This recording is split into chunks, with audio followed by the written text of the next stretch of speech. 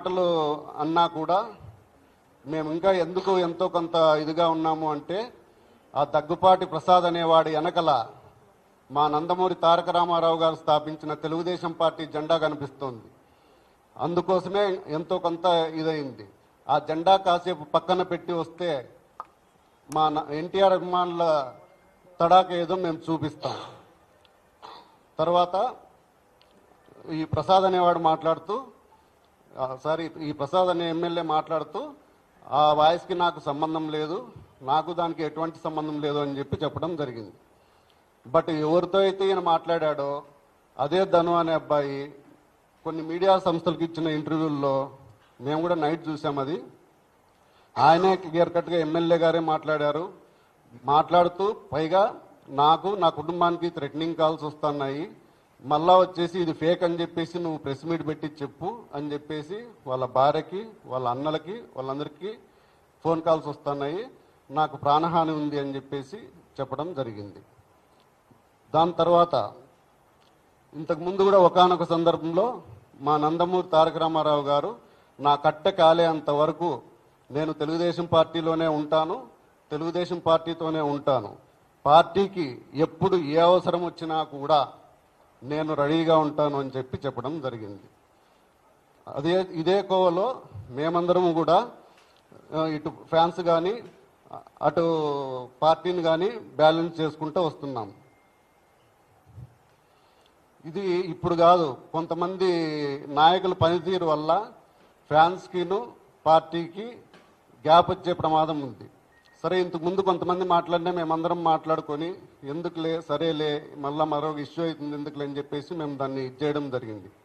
కానీ ఎప్పుడైతే మా తల్లిగారు సమానులైన శాలిని గారిని అన్నారో అప్పుడు మేము ఊరికే ఉండడం ఇది కాదు అని చెప్పేసి దీని మీద ఇంకా ఎవరూ మళ్ళా ఇలా మాట్లాడకూడదని చెప్పేసి కోరుతున్నాం. తర్వాత ఒకనొక సందర్భంలో ఎన్టీఆర్ గారు అలా చెప్పారు. ఇంకా మా విషయానికి వస్తే నేను గత 20 సంవత్సరాలుగా ఒకవైపు తెలుగుదేశం పార్టీను, ఒకవైపు ఎన్టీఆర్ ఫ్యాన్స్ రెండిట్లోనూ యాక్టివ్గా ఉంటూ వస్తున్నాను.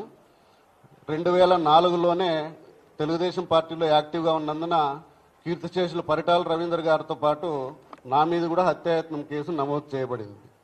దాని తర్వాత మొన్న 2019 నుంచి 2024లో కూడా నా మీద మా నాన్నగారి మీద కేసులు బనాయించడం జరిగింది.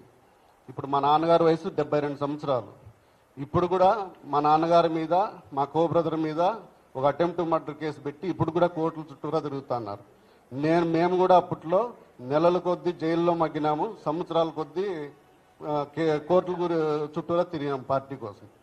ఇక ఫ్యాన్స్ విషయానికి వస్తే మా అభిమాన హీరో ఎన్టీఆర్ గారి పేరు మీద స్వచ్ఛంద సంస్థ ఏర్పాటు చేసి అనేక సేవా కార్యక్రమాలు చేస్తూనే ఉన్నాము, ఇక ముందు కూడా చేస్తూనే ఉంటాము.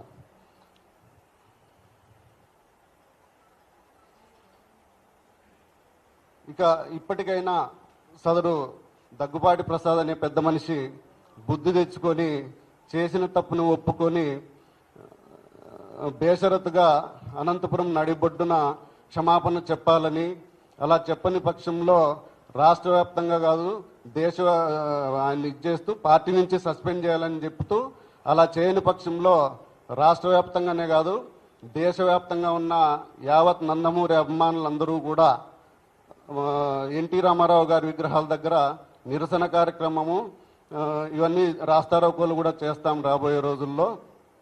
అప్పటికీ చెప్పకపోతే మాత్రం దేశవ్యాప్తంగా ఉన్న ఎన్టీఆర్ అభిమానులందరికీ చలో అనంతపురం అనే పిలుపు ఇవ్వబోతున్నాం. వేలాదిగా ఈ దీంట్లో నందమూరి ఎన్టీ రామారావు గారి అభిమానులందరూ పాల్గొని నీ ఇంటిని ముట్టడిస్తాం, నీ ఇంటి ముందు ధర్నా చేస్తాం, నువ్వు సారీ చెప్పేంత వరకు నువ్వు బహిరంగంగా అనంతపురం బొడ్డున అభిమానులందరి సమక్షంలో సారీ చెప్పి నీ తప్పు ఒప్పుకునేంత వరకు మేము దీంట్లో ఎటువంటి రాజీ పడే ప్రసక్తే లేదని చెప్పేసి చెబుతున్నాం. జోహార్ ఎన్టీ రామారావు, జోహార్ హరన్న, జై ఎన్టీఆర్, జై జై ఎన్టీఆర్. నా పేరు నరేంద్ర చౌదరి, అనంతపురం అండి.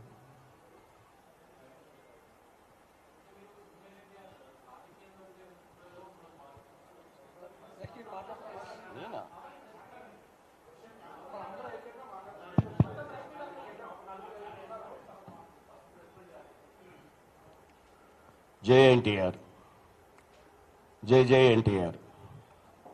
నా పేరు సుధీర్ రాజు. గత 24 సంవత్సరాలుగా మేము ఎంతో అభిమానంతో గుండెల్లో నింపుకున్నటువంటి మన నందమూరి తారక రామారావు గారు, జూనియర్ ఎన్టీఆర్ గారు, తారక్ గారు, వారితో మా ప్రయాణం కొనసాగుతూ ఉంది. ఒక అభిమానిగా కాదు, ఎంతో ఇష్టపడి, అంటే మమ్మల్ని మేము మార్చుకోవడానికి